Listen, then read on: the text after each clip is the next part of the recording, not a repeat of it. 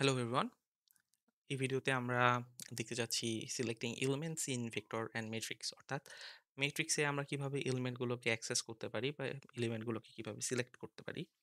So আমি আগেও বলেছিলাম যে আমরা এটাকে just 2D array, 1D array এবং 2D অ্যারে অর্থাৎ নরমাল অ্যারের মতো করে ট্রিট করতে পারি।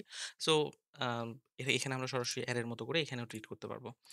যেহেতু আমরা উপরে যদি খেয়াল করে দেখি আমাদের যে ভেক্টরগুলো আছে ভেক্টরগুলো অ্যারে থেকে নিয়েছিলাম বা লিস্ট থেকে নিয়েছিলাম। তো লিস্টকে আমরা যেভাবে অ্যাক্সেস করি মোটামুটি সেম সিমিলার ওয়েতে আমরা এখানে সবকিছুকে অ্যাক্সেস করতে পারবো।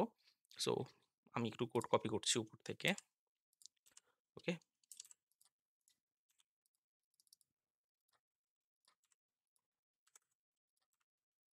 ওকে। সো আমি এখান থেকে কপি করে নিই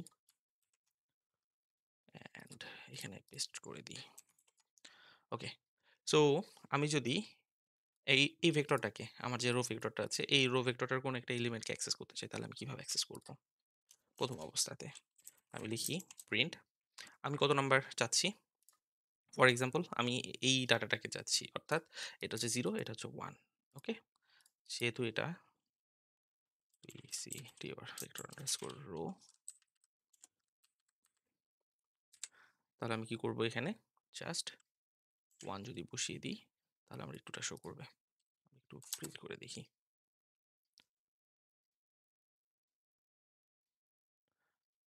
ওকে, আমাদের এটা দরকার নেই। ওকে, আমরা দেখতে পাচ্ছি এখানে 2 শো করতেছে, তার মানে এই যে 2টা আছে এই 2টা আমাকে শো করতেছে। ওকে, নেক্সট। সো আমরা তাহলে ম্যাট্রিক্স থেকে কিভাবে দেখতে পারি? আমাদের এখানে একটা ম্যাট্রিক্স ছিল, ম্যাট্রিক্স। আমরা এই ম্যাট্রিক্সটাকে এখান থেকে কপি করি। ওকে,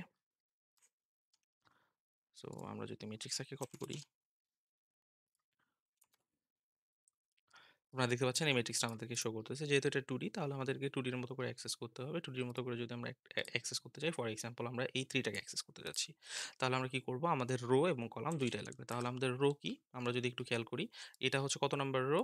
এটা হচ্ছে 0, এটা হচ্ছে 1। তাহলে এটা হচ্ছে 1 এক নাম্বার রো, এবং এটা কত number? 1 number element. Okay, 1 number column. So 0 থেকে যেহেতু শুরু হয় আমার ইন্ডেক্সিং, আমি যদি 1 1 দিই, আপনারা দেখতে পাচ্ছেন এখানে 3 চলে আসছে অলরেডি। ওকে, এই 3 টা। তাহলে আমরা যদি এই 3 টাকে প্রিন্ট করতে চাই তাহলে আমরা কি করব?